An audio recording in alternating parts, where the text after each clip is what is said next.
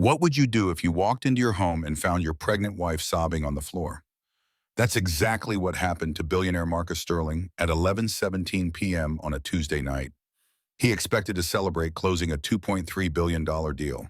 Instead, he discovered a secret that left him completely speechless. His wife, Elena, had just learned that her best friend, the woman who threw her baby shower, who rubbed her pregnant belly, who she trusted with everything, was carrying Marcus's child. Same due date, same hospital. But here's what makes this story absolutely insane. Marcus didn't even know he was the father. And when his mother walked through the door at midnight, perfectly dressed despite the late hour, Elena realized the affair was just the beginning. The real nightmare was about to unfold.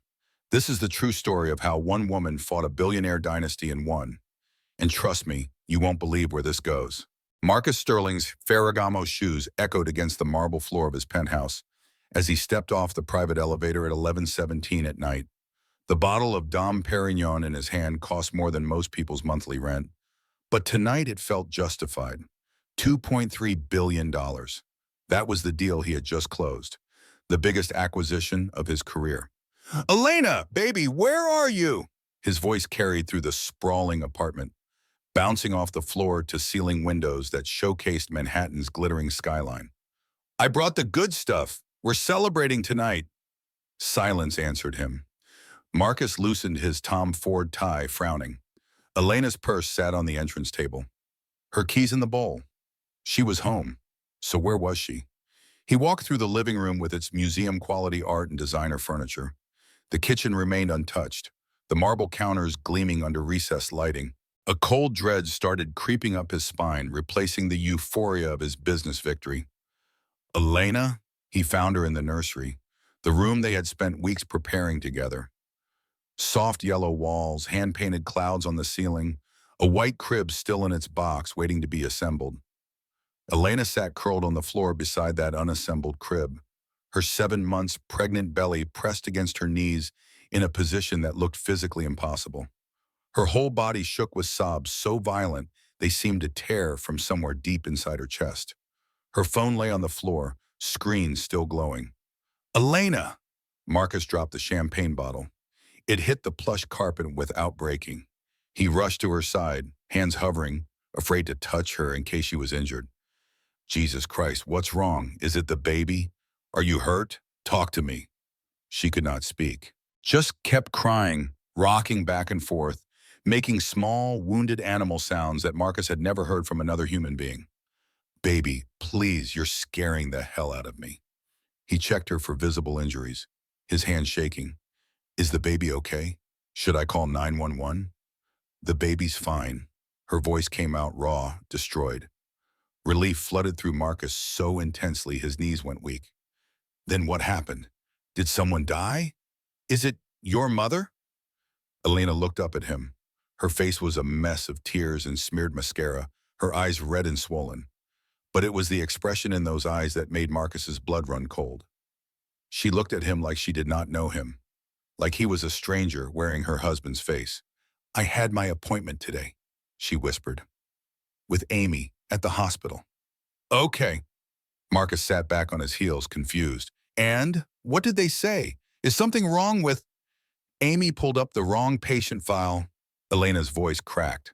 "She was looking for mine, but she clicked the wrong name. And I saw it, right there on the screen." "Saw what?"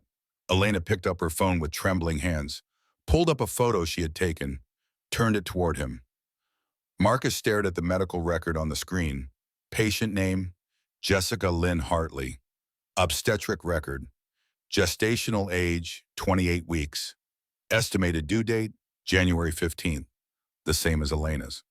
"I don't understand." But even as he said it, his stomach was dropping. "Jessica is pregnant, Marcus."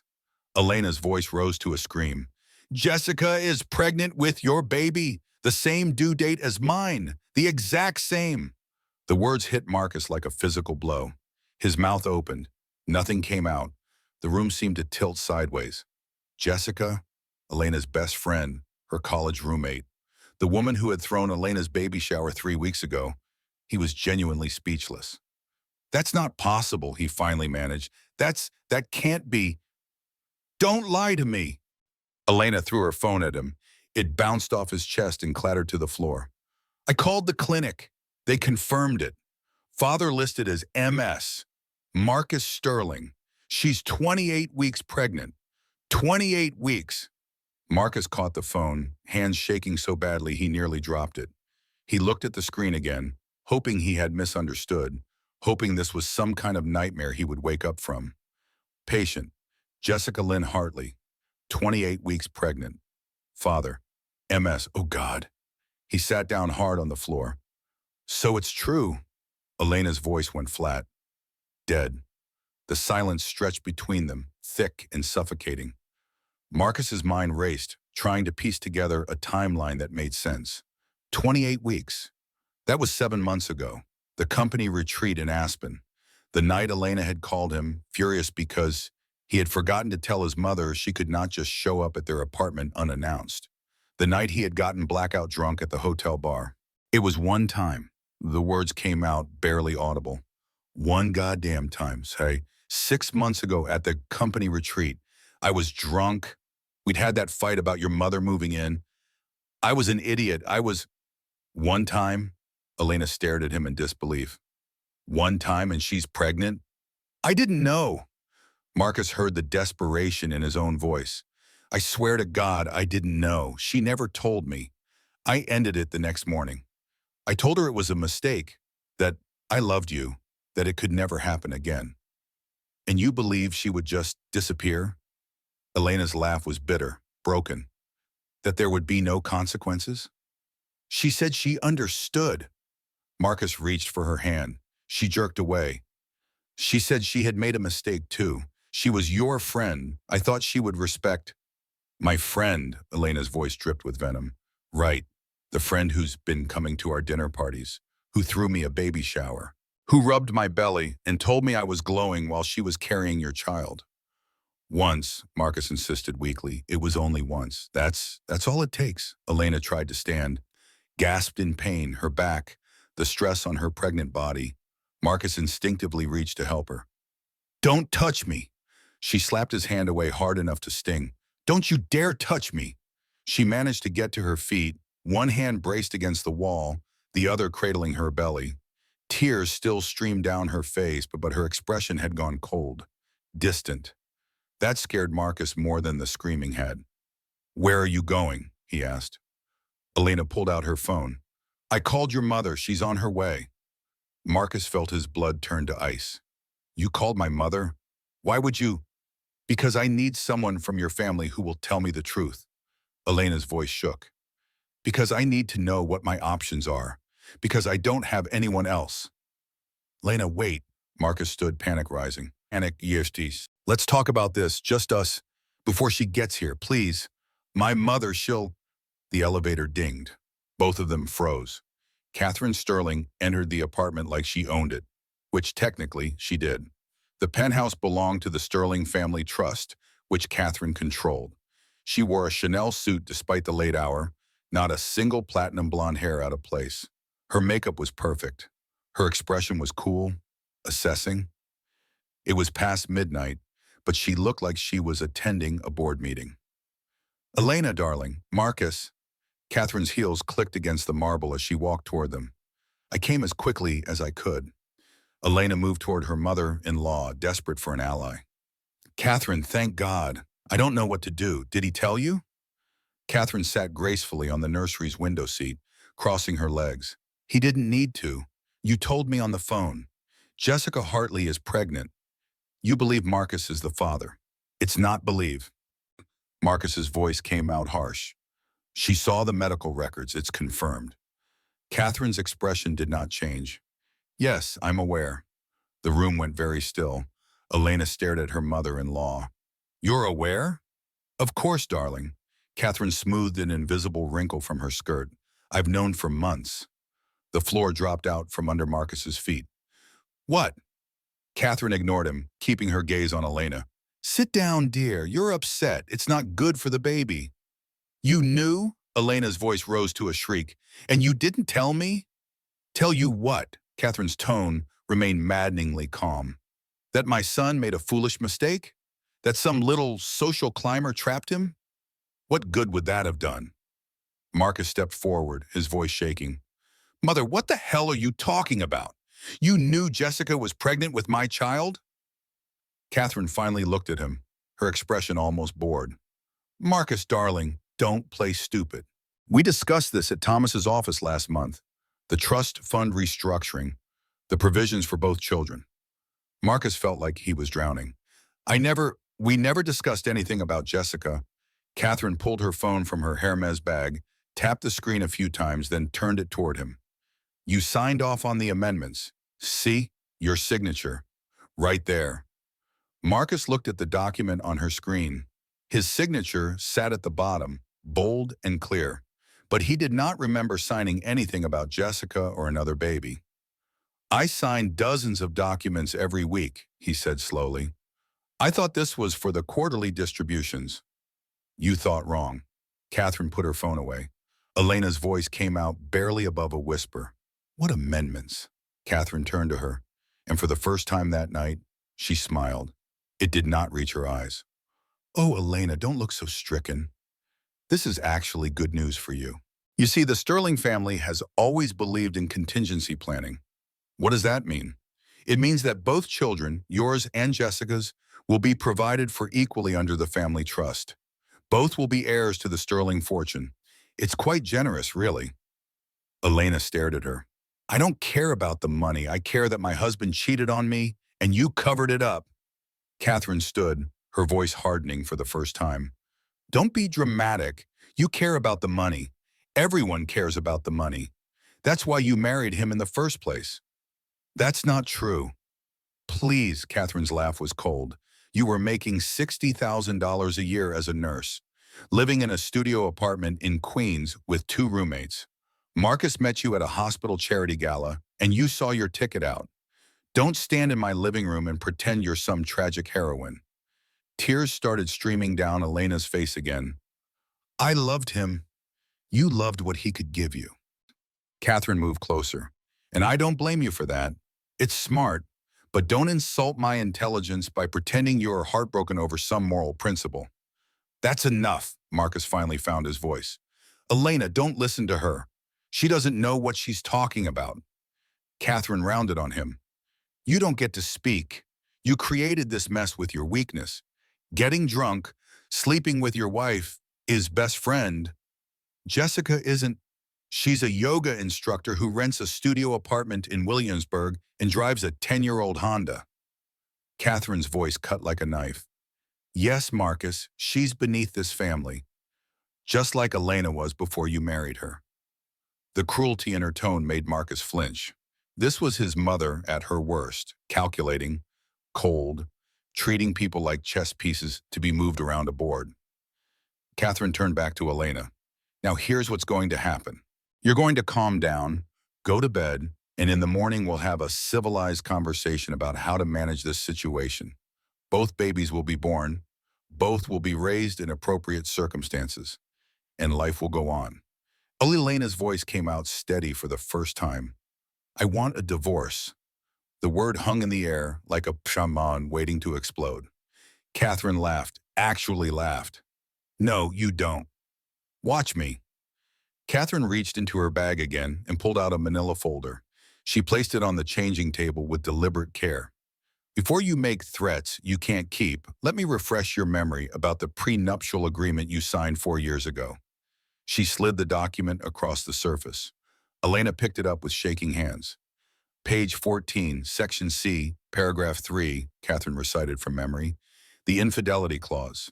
If either party commits adultery and seeks divorce, the offending party receives nothing and forfeits all claims to marital assets.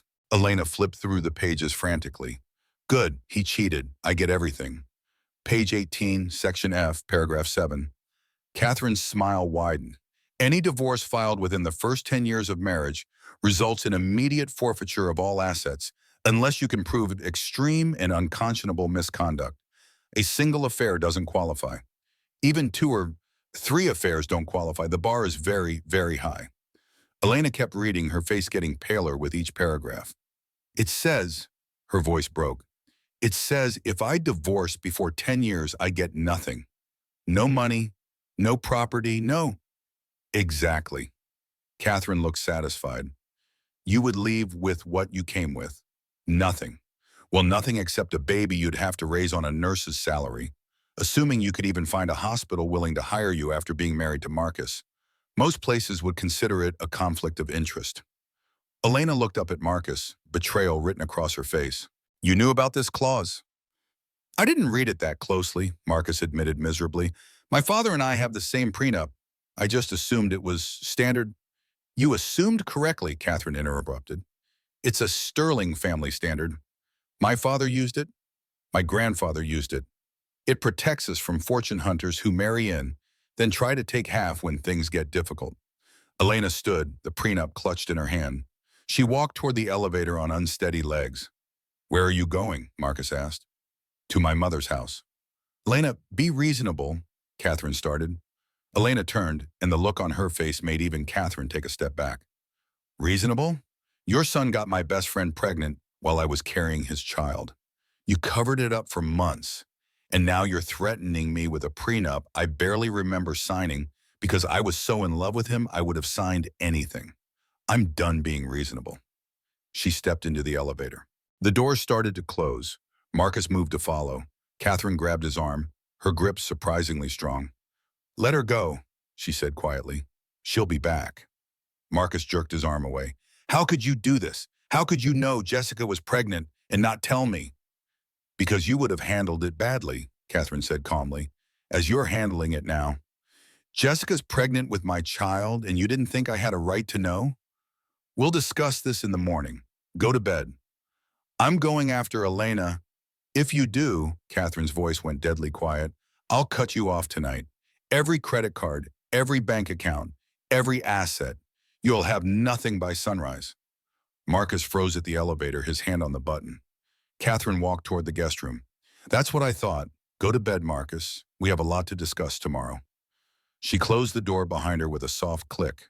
Marcus stood alone in the nursery, surrounded by the pieces of the life he thought he had been building. The unassembled crib, the stuffed animals, the mobile with little yellow ducks that played a lullaby. His phone buzzed, a text from Elena. Don't follow me. Don't call me. I need to think. Marcus sank down onto the floor where he had found his wife sobbing 20 minutes ago. He put his head in his hands, and for the first time since he was a child, Marcus Sterling cried. Elena's mother opened the door of her small Queens apartment at 2:47 in the morning. Diane Walsh took one look at her daughter's face and pulled her inside without a word. They sat at the kitchen table, the same one Elena had done homework at as a child. Diane made coffee even though it was the middle of the night. Some rituals were more important than sleep. Tell me everything, Diane said. So Elena did. She told her mother about finding the medical records, about Marcus's confession, about Catherine's revelation that she had known for months, about the prenup she did not fully remember signing, the one that would leave her with nothing if she filed for divorce. When Elena finished, Diane sat back in her chair. She was quiet for a long moment. That manipulative bitch, she finally said. Mom, don't mom me. Diane's voice was fierce. I told you 4 years ago that family was poison. But you were in love, and he was handsome and rich, and I thought maybe you'd be the exception. I thought maybe love would be enough. I was so stupid. Fresh tears started. You weren't stupid. You were 28 years old and he made you feel like a princess. That's not stupid. That's being human. Diane reached across the table and took her daughter's hand. But we're not going to let them destroy you. I can't afford a divorce. According to that prenup, I'd get nothing. I'd be raising a baby alone on a nurse's salary, if I could even go back to nursing after being out for 7 months. Then we don't divorce, Diane said firmly. Not yet. Elena looked up confused. What? You've got 7 weeks until that baby comes. We use that time to build a case, document everything, find a lawyer who can tear that prenup apart, and we find out what the hell Catherine Sterling is really up to. How do we do that? Diane's smile was grim. You think you're the only nurse I know? I worked at Mount Sinai for 20 years before the factory. I still have friends there. We're going to find out everything about Jessica Hartley's pregnancy, and I have a feeling there's more to this story than Marcus sleeping with your friend. Elena wanted to believe her mother, wanted to believe there was a way out of this nightmare. But she had seen Catherine's face tonight, the cold calculation, the absolute confidence that she controlled every piece on the board. She's too powerful, Elena whispered. Catherine owns everything. The apartment, Marcus's trust fund, probably half of New York. How do we fight that? We fight smart, Diane said, and we fight dirty if we have to. You said your friend Amy accidentally pulled up Jessica's file? Yes, she was mortified. She could lose her job for violating patient privacy. Amy's not going to get in trouble, but I want to talk to her. There might be more in that file than just a due date. Elena's phone buzzed. She looked at it, then put it face down on the table. Marcus? Diane asked. His mother. Diane raised an eyebrow. Elena flipped the phone over to her. The text message read, "We need to talk. My office, 10 a.m. Come alone. Catherine." Are you going? Diane asked. I don't know. Part of me wants to tell her to go to hell. And the other part, Elena put her hand on her belly, feeling her daughter move. The other part is scared. What if she's right? What if I can't support this baby on my own? What if the prenup really is that ironclad? Which is exactly what she wants you to think. Diane stood up. You're exhausted, you're pregnant, and you've had the worst night of your life. We're not making any decisions tonight. Get some sleep. In the morning, we'll figure out our next move. Elena let her mother lead her to her childhood bedroom. The walls still had posters from high school. The bookshelf still held her nursing textbooks. It felt surreal to be back here. 7 months pregnant with a billionaire's baby, her marriage in ruins. She lay down on the narrow twin bed and closed her eyes. But sleep would not come. Instead, she thought about the last 4 years. Meeting Marcus at that charity gala, the way he had made her laugh, the way he had seemed different from the wealthy men she usually encountered at the hospital. He had asked about her work, actually listened when she talked about her patients. He had not seemed to care that she drove a 10-year-old car or that her apartment was barely bigger than his walk-in closet. Or had she just seen what she wanted to see? Elena had been raised by a single mother who worked 2 jobs. She had put herself through nursing school with loans and scholarships. She had been proud of her independence, proud that she did not need anyone to take care of her. And then Marcus had swept into her life and offered her a fairy tale. Private jets, a penthouse in Manhattan, designer clothes, a Black American Express card with no limit, charity galas and gallery openings and weekends in the Hamptons. It had been intoxicating, but it had also been isolating. Her nursing friends had slowly drifted away, unable to relate to her new life. The Sterling family friends looked down on her working-class background. Catherine had made it clear from the beginning that Elena was an outsider who had married above her station. Jessica had been her lifeline. Her college roommate, her best friend, the one person who knew her before she became Mrs. Marcus Sterling, the one person she could be herself with, except Jessica had been sleeping with her husband. Or had she? Elena sat up in bed. Something about Marcus's story did not make sense. He said it was one night in Aspen, one drunken mistake. But the medical records showed Jessica was 28 weeks pregnant. Elena was 28 weeks pregnant. They had conceived within days of each other. What were the odds of that? Elena grabbed her phone and opened her calendar. The Aspen retreat had been in early April. She had conceived in late March. She knew the exact date because she and Marcus had been trying for a baby for months, tracking her cycle carefully. If Jessica had conceived from that night in Aspen, she would be a week or 2 behind Elena, not the exact same gestational age, unless Marcus had slept with Jessica before Aspen, unless he had been having an affair for longer than he admitted, or unless something else entirely was going on. Elena opened her text messages, found the thread with Jessica. The last message was from 3 weeks ago. Can't wait for Sunday. I'm bringing those cupcakes you love. XOXO. The baby shower. Jessica had thrown her a baby shower, had rubbed her belly and cooed about being Auntie Jess, had given her a onesie that said, Mommy's Little Miracle, all while pregnant with Marcus's baby. The rage that flooded through Elena was so intense it made her dizzy. She wanted to scream, to throw her phone across the room, to drive to Jessica's apartment and demand answers. Instead, she typed a single message. I know. She sent it before she could second-guess herself. 3 dots appeared immediately. Jessica was awake, probably had been awake all night, wondering if Elena had found out. The response came through. Can we talk? Please, I can explain. Elena stared at the message. Part of her wanted to hear Jessica's explanation, wanted to understand how her best friend could betray her so completely. But a smarter part, the part that sounded like her mother, knew better. No, Elena typed back. Stay away from me. Stay away from my family. If you try to contact me again, I'll file a restraining order. She blocked the number before Jessica could respond. Her phone rang immediately. Marcus. She declined the call. It rang again and again. Finally, she turned it off completely. In the silence of her childhood bedroom, Elena made a decision. She would go to Catherine's office in the morning, but she would not go alone, and she would not go unprepared. She would go to war. Sarah Morrison's law office occupied the 32nd floor of a midtown high-rise. The walls were decorated with framed courtroom victories and photographs of Sarah with various politicians and celebrities. Behind her desk, her law degree from Columbia hung next to a smaller frame that held a quote, "Well-behaved women seldom make history." Elena liked her immediately. Coffee, tea, water. Sarah gestured to the leather chairs across from her desk. She was a striking woman in her late 40s, with steel gray hair cut in a sharp bob and eyes that missed nothing. Water, please. Elena's hands were shaking slightly as she sat down. Diane sat beside Atishamorn. Sarah poured 3 glasses from a carafe, then settled into her chair and pulled out a legal pad. Your mother gave me the basics over the phone. Boom.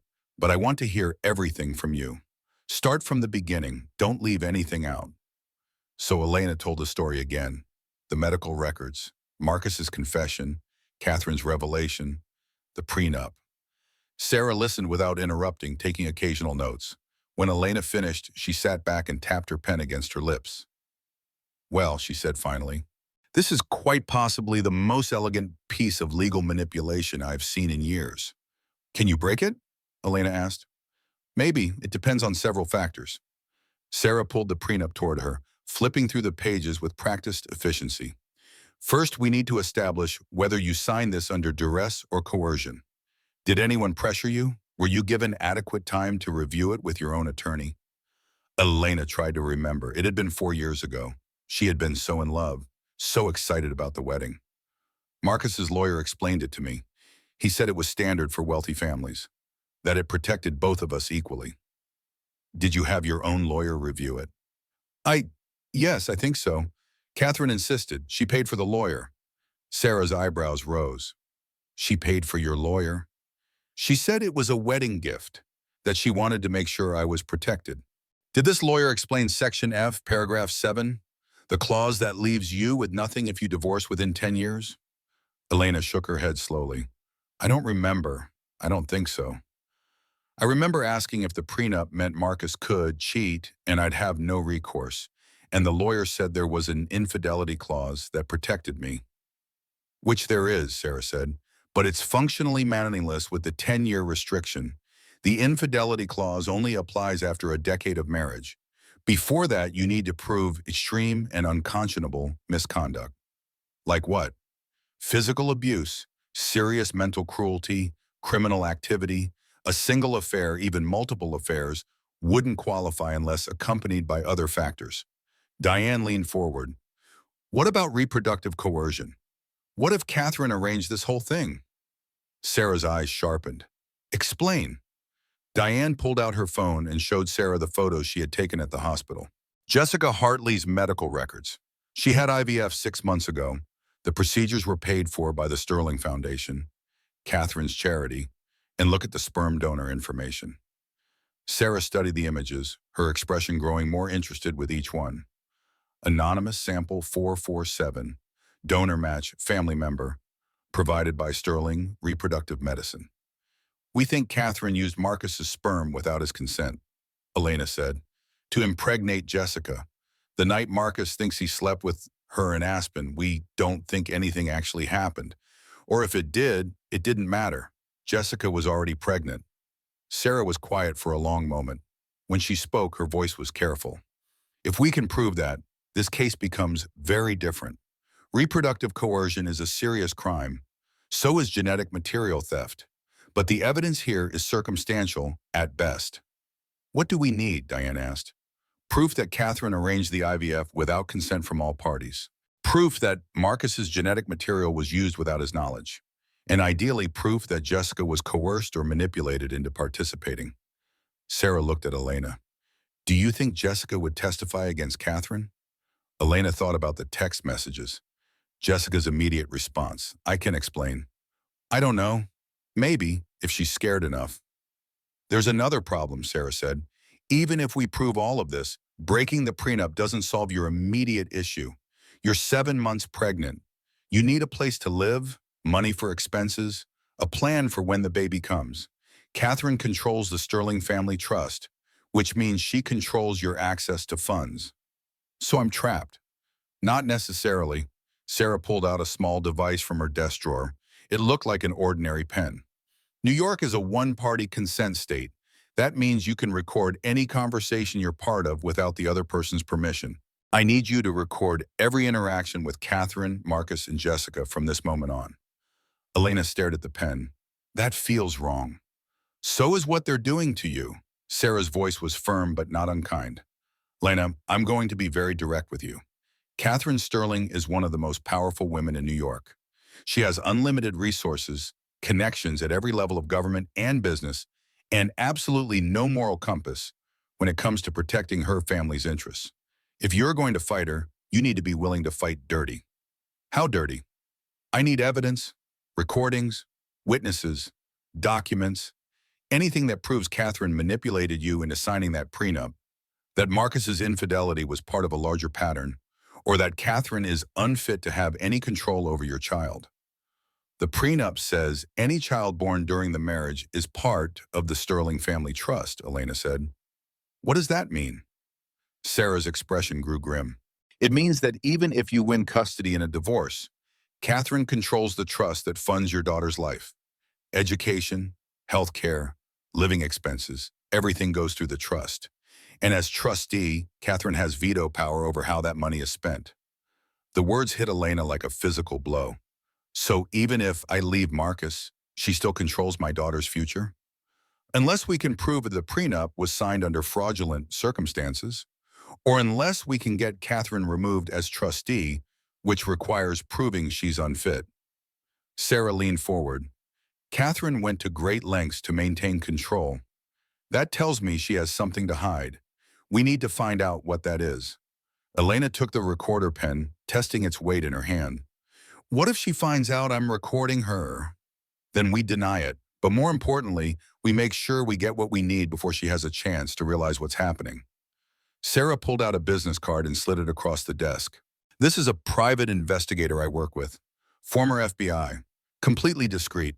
I want him looking into Catherine's financial dealings, the Sterling Foundation, and anything else that might give us leverage. How much is this getting to cost? Elena asked quietly.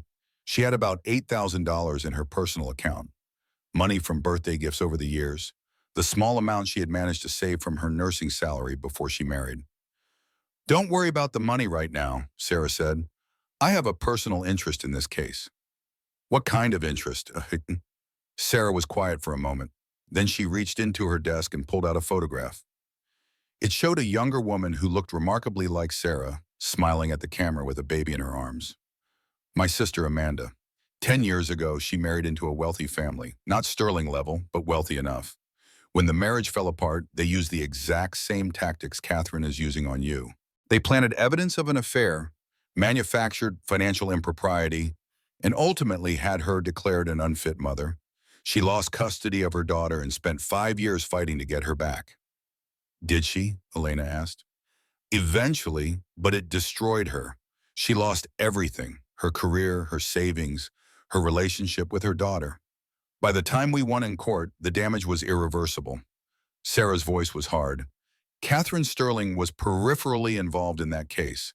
Her lawyer, Thomas Hayes, advised the family on their strategy. I've wanted to take her down for 10 years. You're giving me that chance. Elena looked at Diane, who nodded encouragingly, then back at Sarah. What do I do next? You go to that meeting this morning, you record everything, and you don't let Catherine see that you're building a case. Sarah's smile was sharp. From this moment on, you're playing the long game. Catherine thinks she has you trapped. Let her keep thinking that while we gather evidence. She wants me to come alone. Then you go alone, but you keep that recorder running the entire time. Sarah stood, signaling the end of the meeting. Elena, I won't lie to you. This is going to be hard.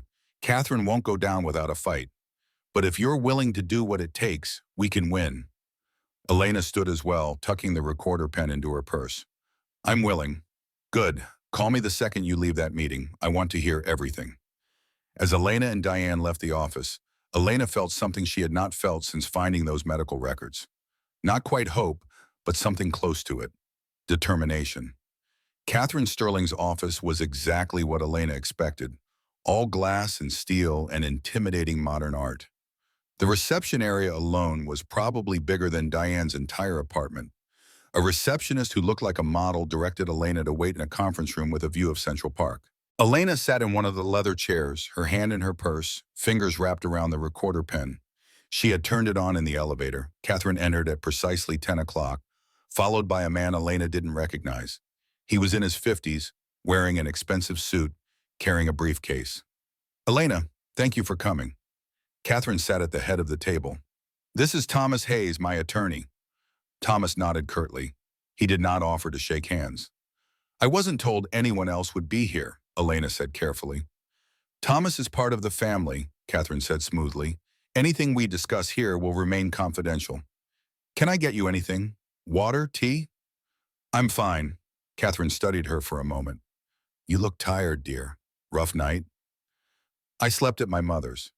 Yes, I assumed as much. Marcus was quite distraught when he realized you'd left. Catherine's tone suggested she found this amusing. He wanted to come with me this morning. I told him this conversation needed to be between us. Why? Because we're both intelligent women who understand how the world actually works. Catherine folded her hands on the table. Marcus is emotional right now. Guilt, shame, panic, all very unhelpful when trying to resolve a delicate situation. You and I, however, can speak frankly. Thomas opened his briefcase and removed a folder. He slid it across the table to Elena. What's this? Elena asked. A proposal, Catherine said. I had Thomas draw it up this morning. It addresses your concerns while protecting the family's interests. Elena opened the folder. The document inside was titled Separation Agreement in Parenting Plan. She started reading, her hands beginning to shake. The agreement proposed that Elena and Marcus would separate but not divorce. Elena would move out of the penthouse but would receive a monthly stipend of $20,000 for living expenses.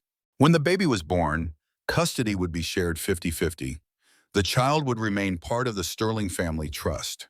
In exchange, Elena would sign a non-disclosure agreement preventing her from discussing the circumstances of the separation or anything related to the Sterling family. She would also waive any future claims to marital assets. This is insane, Elena said quietly. It's generous, Catherine corrected. $20,000 a month is more than you'd make as a nurse. You'd be able to raise your daughter in comfort without working. While Marcus stays married to me, which means he can't marry anyone else, and I can't marry anyone else either. For 6 more years, Thomas interjected. After the 10-year mark passes, you can file for divorce and negotiate the terms of your settlement. 6 years of my life on hold while Catherine controls every aspect of my daughter's upbringing. Elena looked at Catherine. Why? Why go to all this trouble? Catherine's expression did not change, but something flickered in her eyes. Because family is everything, Elena. The Sterling name, the Sterling legacy, it's all I have, and I will not allow it to be destroyed by scandal. You mean you won't allow anyone to find out what you did to Jessica? The room went very still. Thomas's eyes narrowed. I'm not sure what you're implying, Mrs. Sterling. Lena kept her gaze on Catherine. Jessica didn't seduce Marcus. You arranged for her to be impregnated with his sperm. The IVF records prove it. Catherine's composure finally cracked, just for a second. Then the mask slid back into place. I have no idea what you're talking about. The Sterling Foundation paid for her IVF treatments. Anonymous donor, family member match. You stole Marcus's genetic material from the fertility clinic. That's an interesting theory, Catherine said coldly. Do you have proof? I have medical records that show Jessica underwent IVF 6 months ago using a Sterling family member's sperm, which proves nothing about consent. Catherine leaned forward. Marcus signed in consent forms, allowing family member access to genetic material for reproductive purposes. It's standard Sterling family protocol. I'm sure you signed something similar when you were undergoing fertility treatments. Elena's mind raced. Had she signed something like that? She remembered so many forms at the clinic, signing over and over while the doctor explained procedures and risks. Even if Marcus signed something, Jessica didn't consent to having his child, Elena said. Jessica requested the procedure, Thomas said. She came to Mrs. Sterling asking for assistance with fertility preservation. The foundation provides grants for such things regularly. Fertility preservation or IVF? The distinction is immaterial, Thomas said. Miss Hartley was fully informed and consented to all procedures. Catherine stood, walking to the window. Let me tell you a story, Elena. 4 years ago, before you and Marcus got engaged, I had a very frank conversation with him about his future. He was 34 years old, unmarried, showing no inclination towards starting a family. The Sterling line was at risk of dying out. She turned back to face Elena. So I told him it was time. Time to find a suitable wife and produce an heir. He resisted at first. He'd always been a romantic, wanted to marry for love rather than duty. But I helped him understand the importance of legacy. You're saying he only married me because you told him to? I'm saying I encouraged him to take his responsibilities seriously. And then, miraculously, he met you, a nurse, young, healthy, presumably fertile, from a working-class background, which meant you wouldn't have the arrogance of women from our social circle. You seemed perfect. The words were designed to hurt, and they did. But Elena forced herself to stay calm, to keep Catherine talking while the recorder captured every word. But then you started having trouble conceiving, Catherine continued. Months went by, a year. We tried fertility treatments, and I began to worry that perhaps I had been wrong about you, that perhaps you weren't the solution I'd hoped for. So you decided to create a backup plan, Elena said slowly, using Jessica. I decided to ensure the continuation of the Sterling line. Catherine's voice was cold, matter of fact. If you couldn't provide an heir, someone else would. Jessica was convenient, young, healthy, already close to the family. She was desperate for money, struggling to make ends meet on her yoga instructor salary. I offered her a solution that benefited everyone. Everyone except me and Marcus. You were still trying. I didn't know if you'd succeed, and I couldn't afford to wait and hope. The Sterling family doesn't survive on hope, Elena. It survives on planning and decisive action. Thomas cleared his throat. Mrs. Sterling, perhaps we should... It's fine, Thomas. Catherine sat back down. Elena deserves to understand the full picture. You see, dear, when you did manage to conceive, I was delighted. But I was also pragmatic. First pregnancies at your age carry risks. Miscarriage, stillbirth, developmental problems.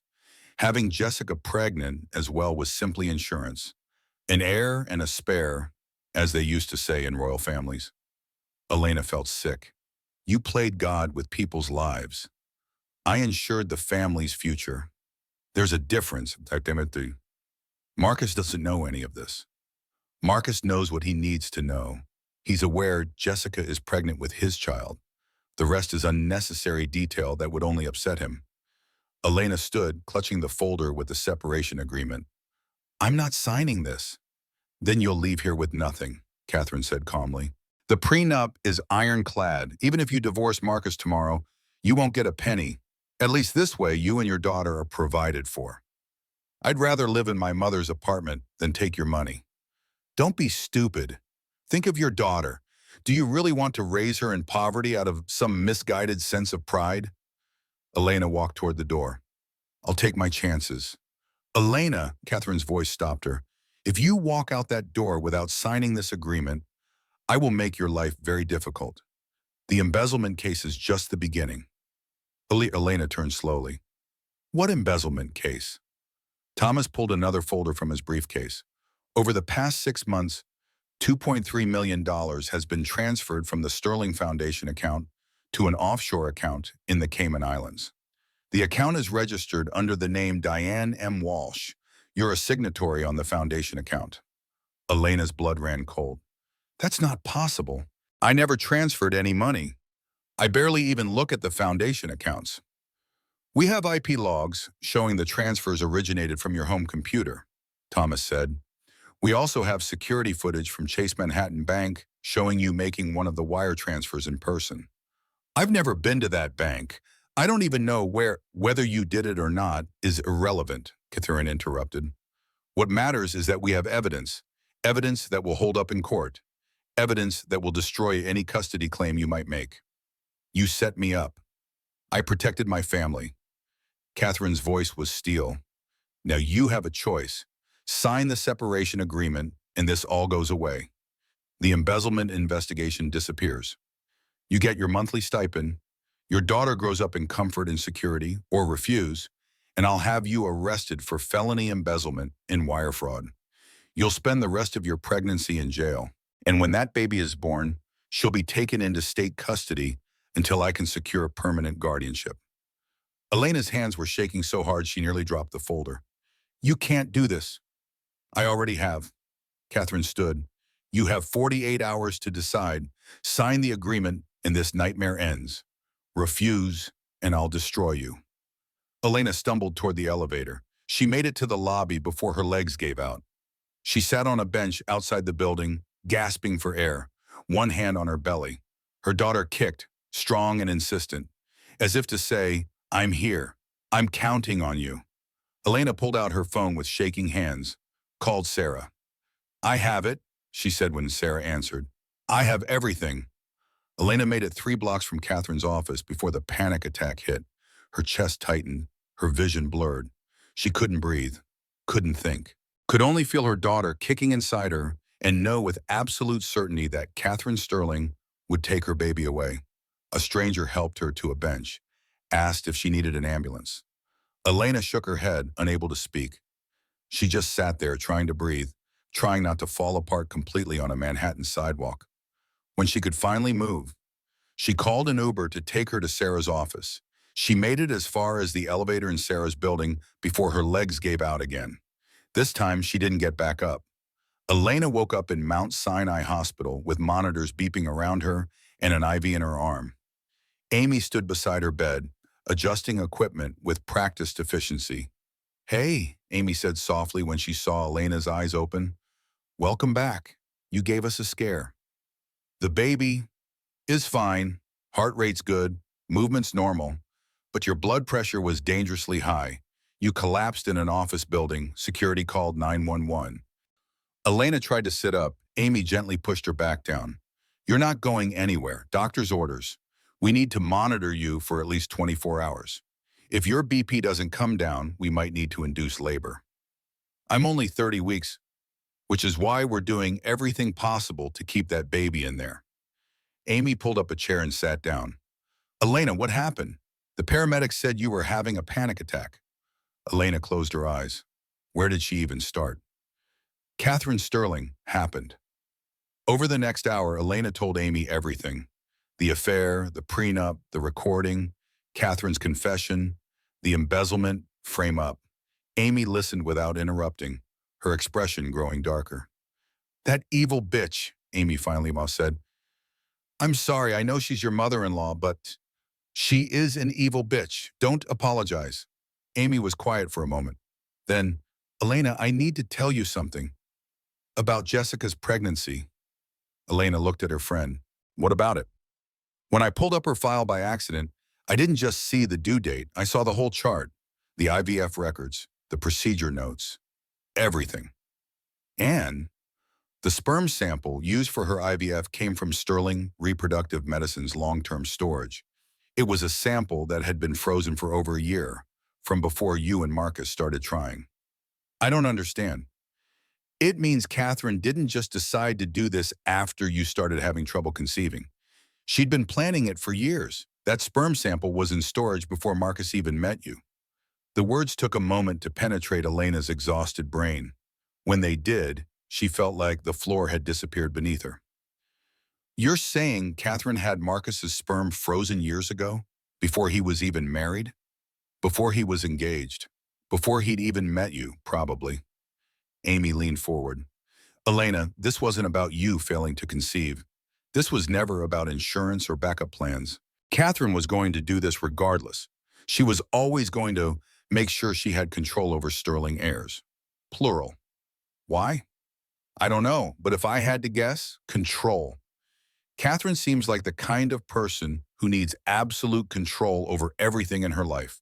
Having multiple grandchildren from different mothers, all dependent on her financially. That's ultimate control. A horrifying thought occurred to Elena.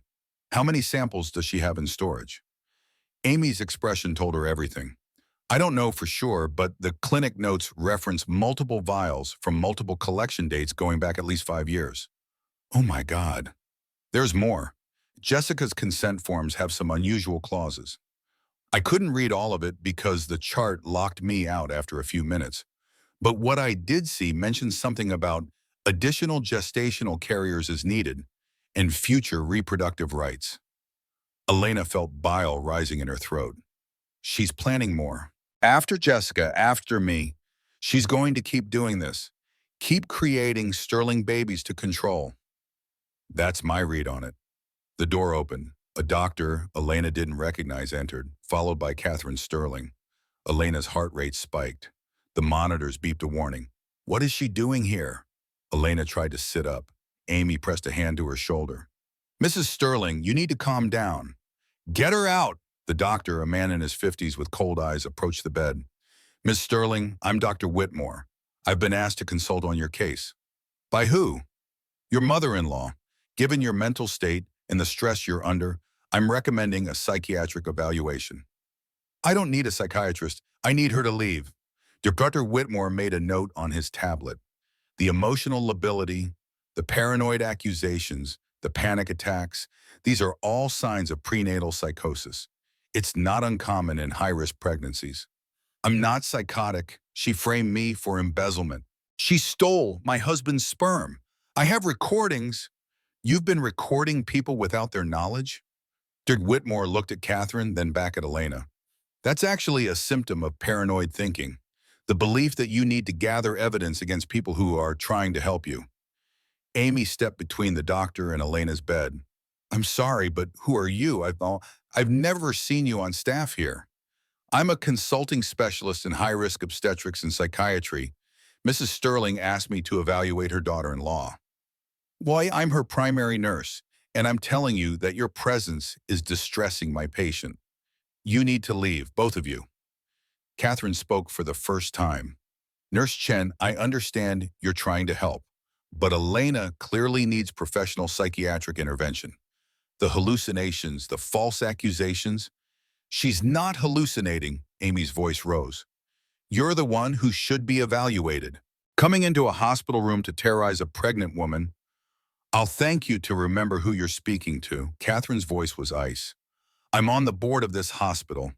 One call from me and you'll lose your license. Then make the call, because I'm not letting you anywhere near my patient. For a long moment, the two women stared at each other. Then Catherine smiled. We'll see what hospital administration has to say about this. She turned to Dr. Whitmore. Write up your evaluation. I'll have Thomas file for an emergency psychiatric hold. They left. The second the door closed, Elena grabbed Amy's arm. She's going to have me committed if she gets a judge to sign a psych hold. I know. Amy was already pulling out her phone. I'm calling security. I'm putting a note in your file that you're not to have any visitors except immediate family, and Catherine Sterling is specifically excluded. Then I'm calling your lawyer. It won't be enough. She'll find a way. Then we get you out of here. Amy looked at the monitors. Your BP is coming down. The baby looks stable. If I can get the attending to sign off on a discharge, we can have you out of here in a few hours. Where would I go? I can't go back to the penthouse. My mother's apartment isn't safe if Catherine knows where it is. I have a friend. She has a house in Connecticut. She's out of the country for a month. You could stay there while you figure out your next move. Elena felt tears starting.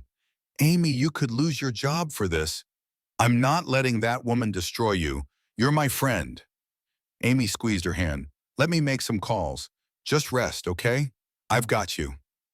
As Amy left the room, Elena stared at the ceiling and tried to process everything that had happened in the last 24 hours. Yesterday morning, she had been Elena Sterling, wife of a billionaire, living in a penthouse, planning for her first child. Now she was Elena Morgan, broke, hunted, about to lose everything. Her phone buzzed. A text from Marcus. Please talk to me. I know you're in the hospital.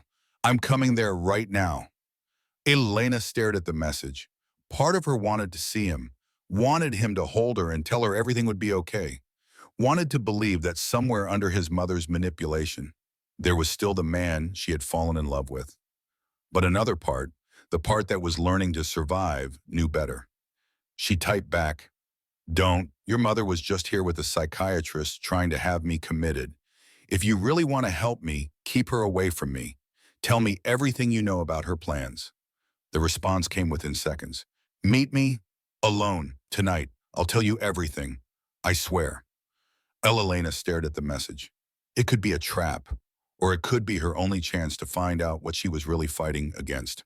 She typed back, Where? Marcus's text gave her an address in New Jersey, a private airfield. He said he had arranged a plane to Montana, to a friend's ranch where they could hide while Sarah built a case against Catherine. Elena wanted to believe him, wanted to believe that he was finally standing up to his mother, finally choosing his wife and daughter over his family's money and power. Sarah warned her not to go, said it was too risky, that Catherine might be using Marcus to draw her out. But Elena was running out of options. Amy had managed to get her discharged, but it was only a matter of time before Catherine found a judge willing to sign a psychiatric hold order. So at 2 in the morning, Elena stood on a freezing tarmac in New Jersey, 7 months pregnant, carrying a single suitcase with everything she had managed to grab from her mother's apartment. Marcus waited by a small private jet, the engines already warming up. You came, he said when he saw her. I don't trust you, Elena said flatly, but I'm out of choices. Marcus flinched but nodded. I understand. I don't trust myself either. He gestured to the plane. We should go. I don't know how much time we have before my mother figures out where we are. Elena started toward the plane, then headlights cut across the tarmac. No, Marcus whispered. Multiple SUVs pulled onto the airfield. Catherine emerged from the lead vehicle, followed by Thomas Hayes, 2 police officers, and Jessica Hartley. Jessica was visibly pregnant, probably 6 months along. Tears streamed down her face. She looked terrified. Catherine approached them calmly, as if she were arriving at a dinner party rather than intercepting a midnight escape. Going somewhere? Marcus stepped in front of Elena. Get back on your plane and leave us alone. I'm afraid I can't do that, Catherine nodded to Thomas, who stepped forward with a folder. Elena Morgan Sterling, Thomas said formally. We have a warrant for your arrest on charges of wire fraud and embezzlement. You have the right to remain silent. That money was planted, Elena's voice cracked. You framed me. Ms. Sterling, anything you say can and will be used against you in a court of law. Marcus turned to the police officers. This is bullshit, and you know it. She never stole anything. My mother is setting her up. Sir, step back, one of the officers said. He moved toward Elena with handcuffs. Wait, Jessica's voice rang out across the tarmac. Wait, please. Everyone turned to look at her. She was sobbing, her whole body shaking. I'm so sorry, Elena, Jessica said. I never wanted any of this. Her voice broke. She told me Marcus knew. She told me you both wanted this. She said it was okay. Catherine's expression finally cracked. Jessica, be quiet. No, Jessica rounded on Catherine, her face twisted with rage and fear. I'm done lying for you. I'm done being your puppet. She turned to Marcus. That night in Aspen, nothing happened. You were passed out drunk. Catherine drugged your drink. She had hotel security carry you to your room. Then she called me and told me to get in bed with you. She took photos. She showed them to me later and said, if I didn't cooperate with her plan, she'd tell everyone you raped me. The silence that followed was absolute. Marcus stared at Jessica, then at his mother. What?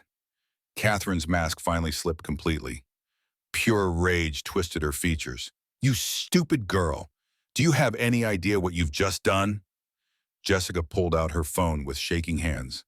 I kept everything, every email, every text, every bank transfer. I kept it all 'cause I was scared. She handed the phone to one of the police officers.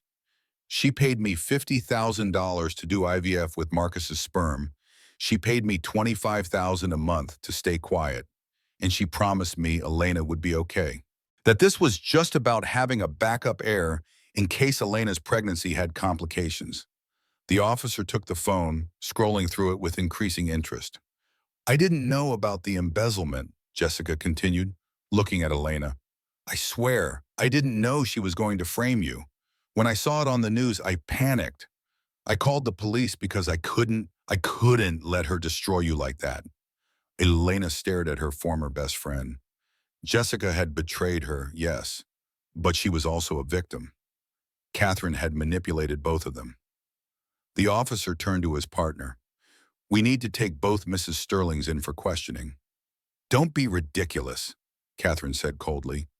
I'm Catherine Sterling. I'm not going anywhere with you.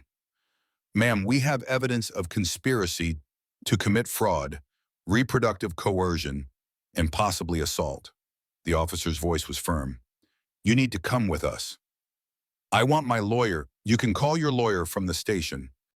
The officer moved toward Catherine. Please don't make this difficult. For the first time in her life, Catherine Sterling looked genuinely shaken. She turned to Thomas.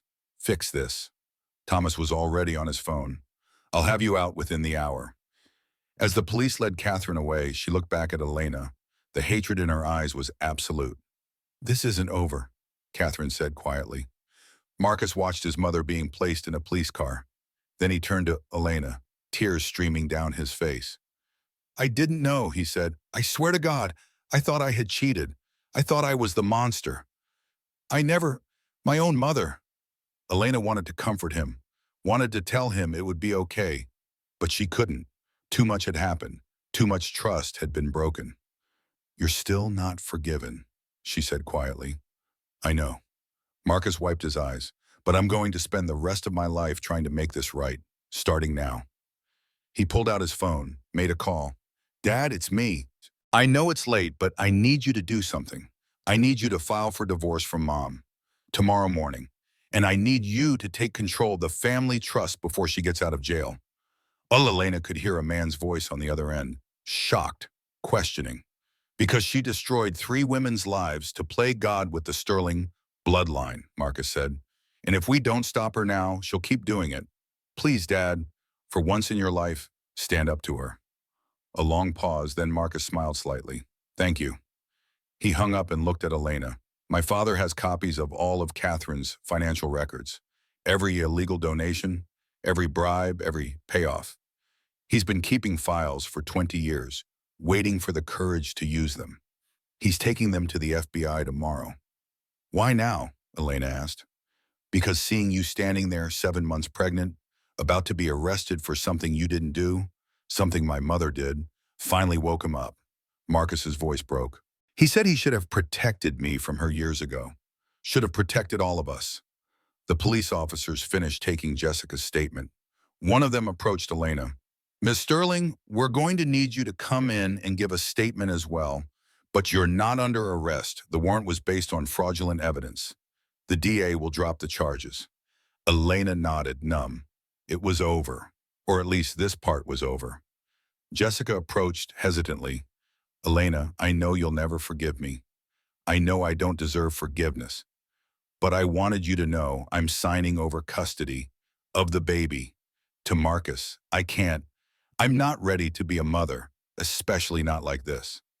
What will you do? Elena asked. Move to California, start over, try to become the person I should have been. Jessica's voice was small. I hope someday you can understand that I thought I was helping. She told me you were sick, that you couldn't carry to term, that this was insurance for the family. I was stupid and desperate, and I let her manipulate me. You should have told me the truth. I know, I should have done a lot of things differently.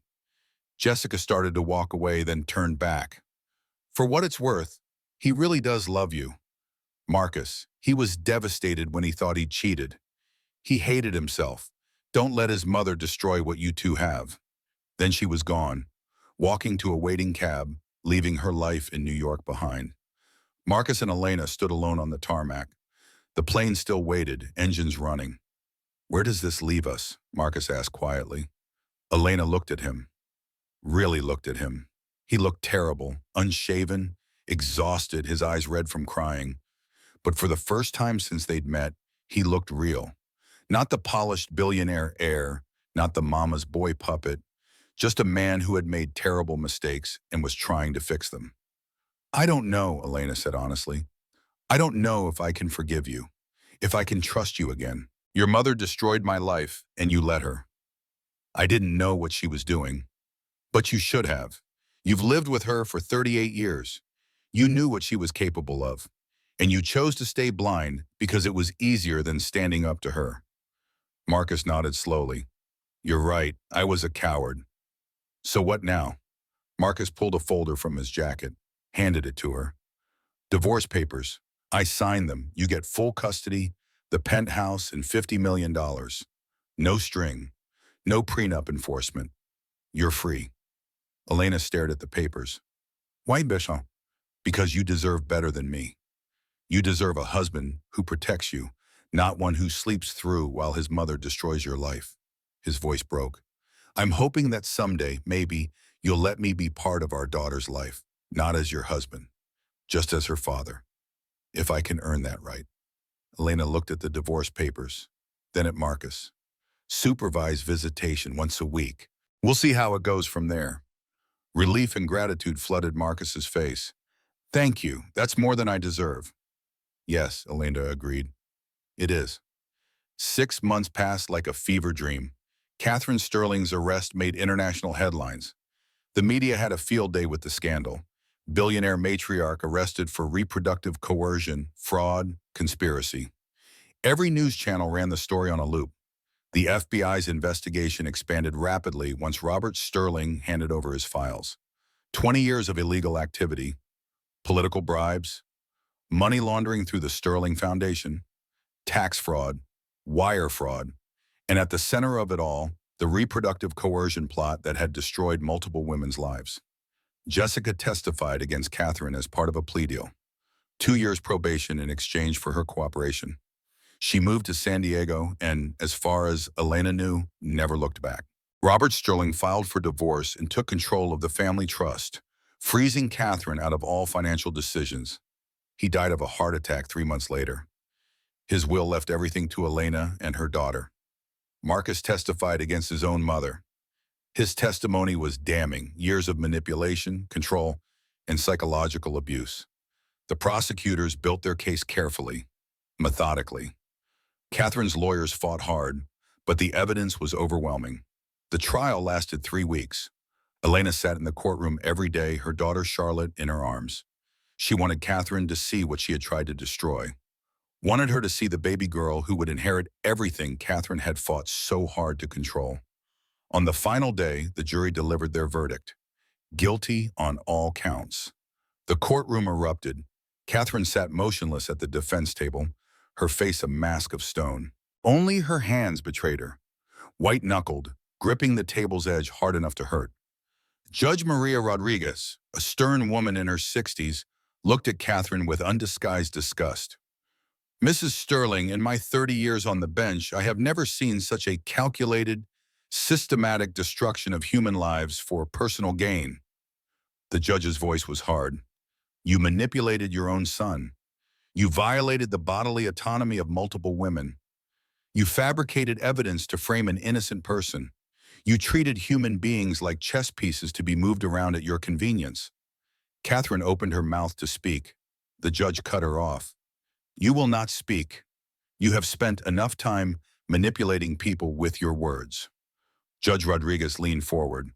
This court finds you guilty on 14 counts, including fraud, conspiracy, wire fraud, reproductive coercion, and assault. I hereby sentence you to 12 years in federal prison without possibility of parole. Catherine's lawyer stood. Your Honor, we request bail pending appeal. Request denied. Mrs. Sterling will be remanded to federal custody immediately. The judge's gavel came down hard. This court is adjourned. Bailiffs moved to lead Catherine away. She stood with dignity, refusing to look at anyone. But as she passed Elena's row, she stopped. For a long moment, the two women stared at each other. This isn't over, Catherine said quietly. Elena stood, Charlotte in her arms. She looked Catherine directly in the eyes. Yes, it is. You have nothing left. No money, no power, no family, no legacy. You destroyed everything you tried so hard to protect. And you did it to yourself. Catherine's mask finally cracked completely. Rage and pain twisted her features. She opened her mouth to respond. The bailiff took her arm firmly. Let's go, ma'am. They led her away. Elena watched until Catherine disappeared through the courtroom doors. Then she let out a breath she felt like she'd been holding for months. Sarah appeared at her side. How do you feel? Empty, Elena said honestly. I thought I'd feel triumphant, vindicated, but I just feel tired. That's normal. Justice doesn't always feel the way we think it will. Sarah looked at Charlotte, who was sleeping peacefully. But you won. You and your daughter are safe. That's what matters. Marcus waited in the hallway outside the courtroom. He testified 2 weeks ago and hadn't returned until today. He looked different, thinner, older, worn down by guilt and grief. Hey, he said quietly as Elena approached. Hey, I'm glad it's over. Me too. They stood in awkward silence. Over the past 6 months, Marcus had kept his promise. He visited Charlotte every week, always supervised by either Elena or Diane. He brought books and toys. He talked to his daughter, even though she was too young to understand. He was trying. But the distance between him and Elena felt insurmountable. Too much damage, too much betrayal. Even though intellectually Elena knew Marcus had been a victim too, emotionally she couldn't bridge that gap. The divorce papers are final, Marcus said. You should receive your copies next week. Okay. I bought a house in Montana, near that ranch I was going to take you, but I'm moving there next month. Elena looked at him in surprise. Montana? I can't stay in New York. Too many memories, too much press. I need to start over somewhere. No one knows the Sterling name. He smiled slightly. I got a job with a construction company. They don't care about my trust fund. They just need someone who can swing a hammer. Marcus Sterling, construction worker. I never thought I'd see the day. Neither did I. His expression grew serious. I know I can't fix what I let happen. Can't take back the pain my mother caused you. But I want you to know I'm trying to be better for Charlotte. For you, if you'll let me. Elena shifted Charlotte in her arms. The baby stirred but didn't wake. I don't know if I can forgive you, Marcus. Maybe someday. But right now, I'm just trying to focus on being a mother. I understand. Can I still visit? Once a week? Yes, but in Montana, you'll have to make the trip here. I'm not moving my daughter across the country. I'll drive out every weekend if I have to. Elena believed him. Whatever else Marcus was, he loved his daughter. That much was clear. How's your dad? Elena asked carefully. Marcus's face fell. His funeral is next week. I know you probably don't want to come. I'll be there. He gave me everything at the end. The least I can do is say goodbye. Thank you. They stood together a moment longer. Then Marcus leaned in and kissed Charlotte's forehead gently. See you next week, sweet girl. He walked away down the courthouse corridor. Elena watched him go, feeling something that might have been sadness or might have been relief. Maybe both. 1 year later, Elena stood in the kitchen of her farmhouse in Montana and watched the sunrise paint the mountains pink and gold. Charlotte sat in her high chair, enthusiastically destroying a banana, while babbling nonsense syllables that sounded almost like words. The farmhouse wasn't much: 3 bedrooms, old hardwood floors, a wraparound porch that needed fixing. But it was hers, paid for with Robert Sterling's inheritance, far enough from New York that the press rarely bothered her anymore. Diane lived in the guest house on the property. She'd sold her Queens apartment and moved out west to be closer to her granddaughter. Some days Elena wondered if her mother missed the city, but Diane insisted she'd never been happier. More? Charlotte held up her banana-covered hands. All gone, Elena said, wiping her daughter's face with a washcloth. But we have eggs. Want eggs? Hey, Elena laughed. Charlotte's vocabulary was growing daily. Soon she'd be talking in full sentences, asking questions, wanting to know about her father and grandmother, and all the complicated history Elena wasn't sure how to explain. But that was a problem for future Elena. Present Elena just wanted to enjoy this perfect morning with her daughter. A car pulled up the drive. Elena checked the window, Marcus's truck, right on time. He'd kept his promise about weekly visits. Every Saturday morning, he made the 4-hour drive from his place near Billings. Sometimes he stayed an hour. Sometimes Elena let him stay longer. Slowly, carefully, they were building something that might eventually become trust. Marcus got out of the truck carrying a bag from the bookstore. He'd brought more books. He always brought books. Elena opened the door before he could knock. Hey, hey. He looked tired but happy. How's my girl? Covered in banana and ready to cause trouble. Marcus grinned and headed straight for Charlotte's high chair. There's my beautiful troublemaker. What have you been up to? Charlotte waved her arms excitedly. Eggs? You had eggs for breakfast? That's my smart girl. He lifted her out of the chair, not caring about the banana residue. Uncle Marcus brought you new books. Want to read? Charlotte grabbed his beard and pulled. Marcus laughed. Lena watched them together, her daughter and her ex-husband. No, not ex-husband yet. The divorce was final, but the wounds were still healing. Maybe they always would be. Over the past year, Marcus had transformed. Gone was the polished Manhattan air. The man in her kitchen wore jeans and work boots, his hair too long, his hands calloused from construction work. He looked more real than he ever had in his Armani suits. He was seeing a therapist twice a week, working on setting boundaries, understanding how his mother had controlled him, learning to make his own decisions. It was slow work, hard work, but he was committed. Coffee? Elena offered. Please. I was up at 5 to make the drive. She poured 2 mugs. They sat at the kitchen table while Charlotte played with her blocks on the floor, occasionally looking up to make sure both adults were still there. How's work? Elena asked. Good. We're building a community center in Billings. It's satisfying, creating something tangible instead of just moving money around on spreadsheets. You like it? I love it. My supervisor says I might make foreman next year if I keep at it. Elena tried to imagine Catherine's reaction to that news and failed. Catherine's world didn't include sterling men working construction. How's your mother? Marcus asked quietly. Elena always knew this question was coming. It still hurt every time. She's okay. Calls once a week. She's taking classes through the prison education program. That's good. Catherine had spent the last year in federal prison. She'd be there for 11 more. Elena had visited twice, once right after sentencing, once on Charlotte's first birthday. Both visits had been strange, difficult. Catherine refused to apologize, refused to acknowledge any wrongdoing. But she'd held her granddaughter and cried, which was the closest Elena had ever seen her come to showing real emotion. Elena's phone buzzed, a text from Sarah. News just broke. Thomas Hayes arrested on RICO charges. Looks like they're finally going after Catherine's whole operation. Elena showed Marcus the text. He read it and nodded.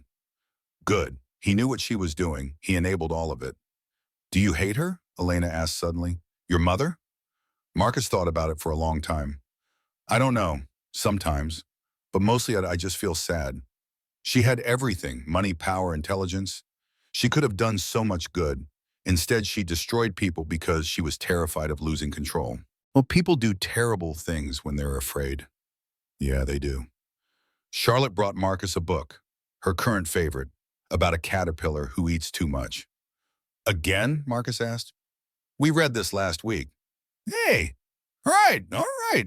Can't argue with that logic. He picked Charlotte up and settled into the armchair by the window, started reading in the silly voices he'd developed for each character. Charlotte giggled and pointed at the pictures.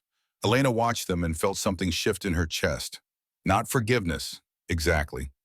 Not yet, but maybe the beginning of it, the possibility of it. Her phone rang. Unknown number. She almost didn't answer, but something made her pick up. Ms. Sterling? This is Detective Brooks with the NYPD. I wanted to inform you that we've made arrests in the embezzlement case. 4 people, including Thomas Hayes and a banker at Chase Manhattan. They've all agreed to testify that Catherine Sterling orchestrated the entire scheme. Thank you for letting me know. There's something else. We found evidence that this wasn't Catherine's first time framing someone. We've reopened 3 cases from the last 20 years where women were accused of financial crimes against Sterling family interests. Your testimony helped break this whole thing open. Elena sat down hard. 3 other women? At least 3, possibly more. We're still investigating, but I wanted you to know you didn't just save yourself. You saved other people she would have destroyed. After the detective hung up, Elena sat staring at her phone. 3 other women, maybe more, all destroyed by Catherine's manipulation, all blamed and punished, while Catherine walked away untouched until Elena had fought back. Marcus noticed her expression. Everything okay? Elena told him about the call, about the other victims, about how far back Catherine's crimes apparently went. Marcus looked sick. I lived with her for 38 years and never knew. She was good at hiding it, or I was good at not seeing. He stood, still holding Charlotte. I should go. You probably need... Stay. The word came out before Elena could stop it. Marcus froze. What? Stay for lunch. Diane's making pot roast. Charlotte loves when you stay. And you? Elena met his eyes. I don't hate having you here. It wasn't much, but it was something. A crack in the wall she'd built between them. Marcus smiled, tentative and hopeful. I'd like that. The farmhouse had become a refuge. Over the following months, Marcus's weekly visits stretched longer. 1 hour became 3. 3 became all day. Eventually, Elena stopped checking the clock, stopped counting the minutes until he would leave. Charlotte turned 15 months old. She was walking now, babbling in that almost language toddlers speak. She called Marcus Dada and lit up whenever his truck pulled into the driveway. Elena tried not to read too much into that. Spring came to Montana with wildflowers and endless blue skies. Diane planted a garden. Marcus fixed the porch and built Charlotte a swing set. Elena started taking online courses to renew her nursing license. Life wasn't perfect. Elena still had nightmares about Catherine. Still woke up in cold sweats, convinced someone was coming to take Charlotte away. Still struggled to trust, to let her guard down, to believe that good things could last. But it was getting easier. One Saturday in May, Marcus arrived with news. I got a letter from my father's estate lawyer, he said over coffee. Dad left you a letter. It was in his safety deposit box with instructions to deliver it 1 year after his death. He handed Elena an envelope. Her name was written on the front in shaky handwriting. Elena opened it carefully. Dear Elena, if you're reading this, I'm gone. Good riddance. I lived too long as a coward and don't deserve anyone's grief. I need you to understand something that I should have told you when you married Marcus, but I was too weak. Catherine is not capable of love. She's capable of obsession, possession, control, but not love. I thought I could change her. Thought if I was patient enough, supportive enough, she'd soften. 40 years later, I died waiting. Marcus is different. He has her intelligence, thank God, but he has his grandmother's heart. She was a kind woman, my mother. She would have liked you. I'm sorry I didn't protect you from Catherine. I'm sorry I didn't protect Marcus. I'm sorry I spent 4 decades being too afraid to stand up to my own wife. The money I'm leaving you isn't about guilt or obligation. It's about giving you choices. Choices I never had because I married into the Sterling family and let them consume me. Choose differently than I did. Choose happiness. Choose love, if you can find it. Choose freedom. And please, if you can, help my son find those things too. He deserves better than the example I set. With regret and hope, Robert Sterling. Elena read the letter twice, then handed it to Marcus silently. He read it with tears streaming down his face. When he finished, he just sat there holding the letter, crying quietly. He tried, Marcus finally said. At the end, he tried. Yes, he did. I wasted so much time being angry at him for being weak, but I was just as weak. I let Mom control me the same way she controlled him. You got out. He never did. Marcus looked at her. Because of you. You fought back when no one else would. I had help. Your dad, Sarah, Amy, Diane, Jessica even. But you started it. You refused to be broken. Elena thought about that, about the night she'd found Jessica's medical records, about standing in that nursery, 7 months pregnant, her whole world collapsing, about the choice she'd made in that moment, not to give up, not to let Catherine win. I had to fight, Elena said quietly, for her. She gestured to Charlotte, who was busy trying to climb onto the couch. I couldn't let my daughter grow up thinking it's okay to let people control you, or that power and money matter more than truth and love. Is it working? Elena smiled. Ask me in about 17 years. Marcus laughed, then his expression turned serious. Elena, I know I have no right to ask this. I know I've already asked for more than I deserve, but don't. Just let me, but Marcus, if you're about to ask me to get back together, the answer is no. He stopped, looked at her. No, I'm not ready. Maybe I'll never be ready. What your mother did, what you allowed to happen, it broke something in me. I'm still trying to figure out how to put it back together. I understand. But, Elena continued slowly, I'm not saying no forever. I'm saying not yet. I need more time. We both do. You need to keep building this new life you're creating. And I need to figure out who I am without being Mrs. Marcus Sterling. So what do? We keep doing this. Weekly visits, co-parenting, being friends maybe, and we see what happens. Marcus nodded, disappointment and hope warring on his face. I can work with maybe. Charlotte finally succeeded in climbing onto the couch. She stood there, proud of herself, and promptly fell off. Both parents moved instantly. Elena got there first, scooping up their daughter and checking for injuries. Charlotte wailed dramatically despite being completely unhurt. You're okay, baby. You're okay. Boo-boo? Charlotte sniffled. No boo-boo, just scared. Marcus kissed Charlotte's head. My brave girl, gonna be a climber this one. God help us, Elena muttered. They spent the afternoon like a family, reading books, playing in the yard, eating sandwiches on the porch while Charlotte napped in the sun. It was normal, comfortable, almost like the life Elena had imagined when she'd first married Marcus. But different too. Built on honesty instead of illusions, earned instead of assumed. As Marcus prepared to leave that evening, he hesitated at the door. I have something to tell you. I probably should have mentioned it earlier, but I was nervous. What? Catherine wrote me a letter from prison. It arrived last week. Elena felt her chest tighten. What did she say? She wants me to visit. Says she needs to talk to me about something important regarding the family trust. Are you going? Marcus shook his head. No.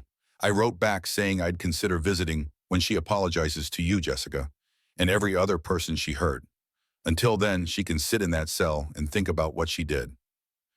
Elena felt something loosen in her chest. You're really not going. I'm really not going. I'm done letting her manipulate me. He paused. She also sent a letter for Charlotte, for when she's older. I didn't open it. I figured that should be your decision. Burn it. You sure? I'm sure. Whatever Catherine wants to say to my daughter, it's nothing good. Charlotte can decide for herself if she wants contact when she turns 18. Until then, that woman stays out of our lives. Marcus nodded. I'll burn it tonight. After he left, Elena sat on the porch with Diane while Charlotte played with her toys inside. They could see her through the window, safe and happy in her little world. He's different, Diane observed. Yes. Do you think you'll give him another chance? Elena was quiet for a long time. I don't know, Mom. Part of me wants to. Part of me thinks we've been through too much, that some things can't be fixed. And the rest of you? The rest of me remembers why I fell in love with him in the first place, and wonders if maybe we both needed to fall apart to become the people we were supposed to be. Diane put her arm around her daughter. Whatever you decide, I'm here. You know that, right? I know. They sat together watching the sunset paint the mountains purple and gold. Inside, Charlotte sang to herself in that wordless toddler way. A perfect moment of peace. Elena's phone buzzed, a text from Sarah. Final testimony in Thomas Hayes' trial tomorrow. They're calling you as a witness. Can you make it back to New York? Elena stared at the message. She'd spent the last year trying to move past everything that had happened, building a new life out here in Montana, far from the city and the Sterlings and all the pain. But some things couldn't be run from. Some things had to be faced head on. She typed back, "I'll be there." The federal courthouse in Manhattan looked exactly as Elena remembered. Cold, imposing, built to intimidate. She stood on the steps, Charlotte on her hip, Diane beside her. Sarah met them at the entrance. "You ready?" Sarah asked. "No, but let's do it anyway." The courtroom was packed. Thomas Hayes sat at the defense table, looking older and grayer than Elena remembered. His lawyers surrounded him like sharks, expensive suits and cold eyes. Elena took the stand and was sworn in. The prosecutor, a sharp woman named Lisa Chen, approached with a gentle smile. "Ms. Morgan, thank you for being here today. I know this isn't easy." "It's fine." "Can you tell the court about your relationship with Thomas Hayes?" Elena took a deep breath. Thomas was Catherine Sterling's personal attorney. He helped her orchestrate the plan to frame me for embezzlement. Over the next hour, Elena walked the court through everything. The prenup, the fake bank transfers, the offshore account in her mother's name, the police showing her security footage that wasn't really her. "Did Thomas Hayes know these charges were false?" Lisa asked. "Yes, he told Catherine in my presence that he'd manufactured the evidence. He said the bank footage showed someone dressed like me, not actually me. He said the IP logs could be faked. He knew everything was a lie." Thomas's lawyer stood. "Objection. Hearsay." "Your Honor, we have recordings of these conversations," Lisa said. "Recorded legally under New York one-party consent laws. I'd like to enter them into evidence." The judge allowed it. The courtroom listened to Catherine's voice, cold and calculating, discussing how to frame Elena. Thomas's voice agreeing, suggesting which banks would be easiest to manipulate, which accounts to use. When the recording ended, the jury looked disgusted. Thomas's lawyer tried to discredit Elena on cross-examination, suggested she'd manipulated the recordings, implied she was bitter about her divorce and looking for someone to blame. But Elena didn't break. She answered each question calmly, factually. She let the evidence speak for itself. When she stepped down from the stand, she felt lighter, like she'd finally put down a weight she'd been carrying for 2 years. The verdict came 3 days later. Guilty on all counts. Thomas Hayes was sentenced to 8 years in federal prison. His law license was revoked. His assets were frozen to pay restitution to his victims. Elena sat in the courtroom and felt nothing. No triumph, no satisfaction, just a quiet sense of completion. It was finally truly over. After the sentencing, Elena walked out of the courthouse into bright September sunshine. Marcus waited on the steps. He'd flown in from Montana for the verdict. "How do you feel?" he asked. "Empty, relieved, ready to go home." "Home to Montana?" "Home to Montana." They walked together to where Diane waited with Charlotte. Their daughter squealed when she saw Marcus and reached for him. "Dada!" Marcus took her, spinning her around until she giggled. "There's my girl! Did you miss me?" "Miss!" Elena watched them together. Father and daughter, two people who loved each other completely, uncomplicated by history or hurt. "I've been thinking," Marcus said carefully, "about what you said, about not being ready." "Marcus, just listen. I'm not asking you to get back together. I'm not asking for anything. I just want you to know I'll wait, however long it takes, and if you decide you can never forgive me, I'll understand that too. But I'll always be here, for Charlotte, and for you, if you want me."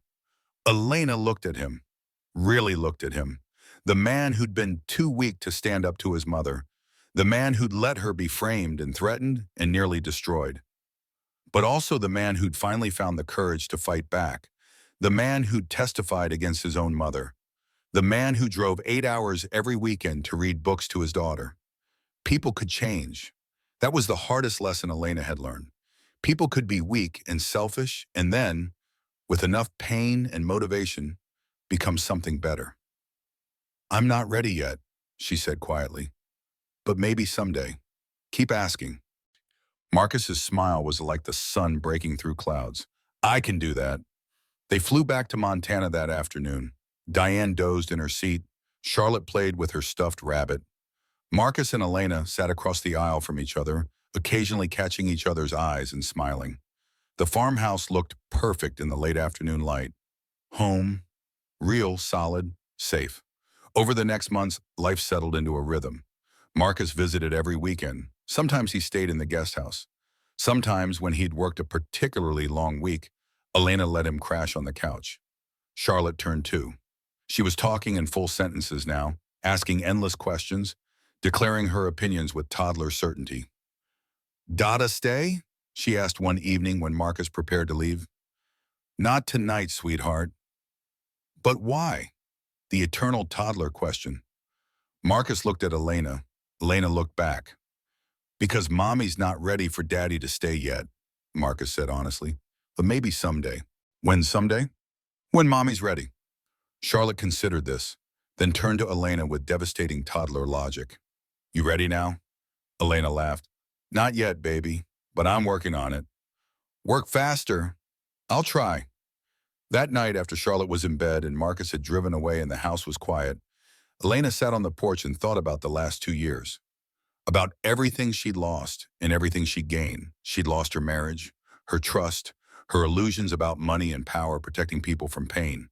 But she'd gained herself back, had remembered who she was before the penthouse and designer clothes and charity galas, had learned she was strong enough to fight for what mattered, had proven she wouldn't let anyone, not even a billionaire matriarch, control her or her daughter. Her phone buzzed. A text from Marcus. "Thank you for letting me be part of Charlotte's life, for giving me chances I don't deserve. I know you're not ready yet, but I'm here whenever you are. Love, M." Elena stared at the text for a long time, then for the first time in 2 years, she wrote back, "I'm not ready yet, but I'm getting closer. Keep being the man you're becoming. The rest will figure itself out. E." She hit send before she could second-guess herself. Then she went inside, checked on her sleeping daughter, and went to bed. Tomorrow was Sunday. Diane was making pancakes.